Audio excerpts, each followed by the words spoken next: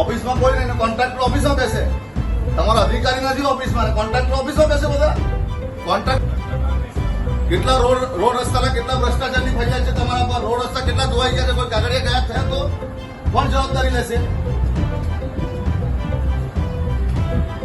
ભાઈ બધી ઓફિસમાં કેમેરા છે, આ ઓફિસમાં કેમ સીસીટીવી કેમેરા નથી? તમે બધી ઓફિસમાં કેમેરા મૂક્યા છે, આ ઓફિસમાં કેમ કેમેરા નથી સીસીટીવી? ભરૂચ શહેરપાલિકા ખાતે પબ્લિક વર્ક્સ ડિપાર્ટમેન્ટ કચેરીમાં કોન્ટ્રાક્ટરોનો દબદબો ચાલતો હોવાનો વિવાદ સામે આવ્યો છે. વિપક્ષના નેતા શમશાદ અલી સૈયદે અચાનક કચેરીની મુલાકાત લેતા એન્જિનિયરની કેબિનમાંથી કોન્ટ્રાક્ટરો ફાઇલો ચકાસતા ઝડપાઈ ગયા હતા. જ્યારે વિપક્ષના નેતાએ પ્રશ્ન કર્યો તો કોન્ટ્રાક્ટરો કેબિન છોડી ભાગી નીકળ્યા હતા. તેમણે ગંભીર આક્ષેપ કરતા જણાવ્યું કે જ્યારે કોન્ટ્રાક્ટરોને કચેરીમાં જ ફાઇલો તપાસવાની સત્તા મળે છે ત્યારે અગત્યની ફાઇલો ગુમ થાય કે ચોરાય તો જવાબદાર કોણ એ પ્રશ્ન ઉઠાવ્યો હતો. આ સાથે જ પાલિકાની અનેક ઓફિસોમાં સીસીટીવી કેમેરા છે, પરંતુ વડી કચેરીમાં કેમેરા ન હોવાના મુદ્દે પણ તેઓએ સવાલ ઉઠાવ્યા હતા.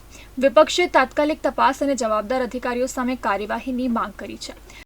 ભરૂચ નગરપાલિકામાં આજરોજ પીડબ્લ્યુડી વિભાગમાં હું ગયો હતો.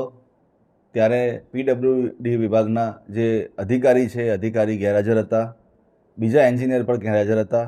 બંને કેબિનના અંદર કોન્ટ્રાક્ટરો પોતાનો અડ્ડો જમાવીને તે શાંતિથી ત્યાં એસી ચાલુ કરી પંખા ચાલુ કરીને બેઠા હતા.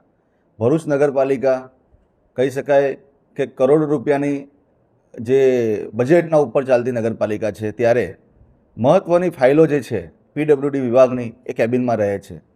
અસંખ્ય ભ્રષ્ટાચારની ફરિયાદો આ વિભાગમાં થયેલ છે.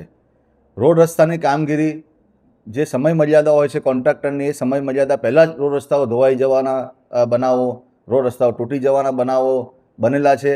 ઘણી બધી ફરિયાદો અહીંયા પેન્ડિંગ હોય ત્યારે કોન્ટ્રાક્ટરો કઈ રીતે અધિકારીની ગેરહાજરીના અંદર કેબિનમાં બેસી શકે. એટલે ભરૂચ નગરપાલિકાના ચીફ ઓફિસર છે, પ્રમુખશ્રી છે, બંનેને ફોન કરીને માહિતી આપી છે કે તાત્કાલિક પીડબ્લ્યુડી વિભાગના અંદર સીસીટીવી કેમેરા લગાવવામાં આવે અને જે કોન્ટ્રાક્ટરનું હબ કહી શકાય, કોન્ટ્રાક્ટરનો અડ્ડો કહી શકાય, એ અડ્ડો જ બની ગયેલું પીડબ્લ્યુડી વિભાગ, એમના અધિકારીઓની પણ શાન ઠેકાણે લાવવી જોઈએ નગરપાલિકાએ. અને જે રીતે પ્રજાના કામ માટે આજે પ્રજા વલખા મારી રહ્યા છે, પ્રજા ધક્કા ખાઈ રહી છે નગરપાલિકા ખાતે. કોઈનો રોડ રસ્તાના પ્રોબ્લેમ હોય છે, કોઈની પાણીની સમસ્યા છે, સફાઈની ગંદકીની સમસ્યા છે, લાઇટની સમસ્યા છે. એ સમસ્યાઓના નિરાકરણની જગ્યાએ આજે કોન્ટ્રાક્ટરો ઓફિસોમાં કહી શકાય કે બેસીને પોતાની મહેફિલ જમાવતા હોય અને અધિકારીની ગેરહાજરી હોય, એ નગરપાલિકા માટે શરમજનક વાત છે. પીડબ્લ્યુડી વિભાગ નગરપાલિકાનું સૌથી ભ્રષ્ટ ખાતું છે. એટલે ચીફ ઓફિસર પ્રમુખશ્રી આના ઉપર તાત્કાલિક ધોરણે પગલાં લે અને જે કંઈ બી અધિકારીઓ અને આ કહી શકાય કે એમના એન્જિનિયર જે છે પીડબ્લ્યુડી વિભાગના, એના ઉપર બધી તાત્કાલિક ધોરણે એક્શન લેવામાં આવે. સમગ્ર વિવાદ અંગે નગરપાલિકા પ્રમુખે પણ પ્રતિભાવ આપતા જણાવ્યું કે નગરપાલિકાના અધિકારીઓ કેબિન છોડીને જતા રહે તે યોગ્ય નથી. આ બાબતે પાલિકા દ્વારા તપાસ કરવામાં આવી રહી છે અને યોગ્ય કાર્યવાહી કરવામાં આવશે. નમસ્કાર.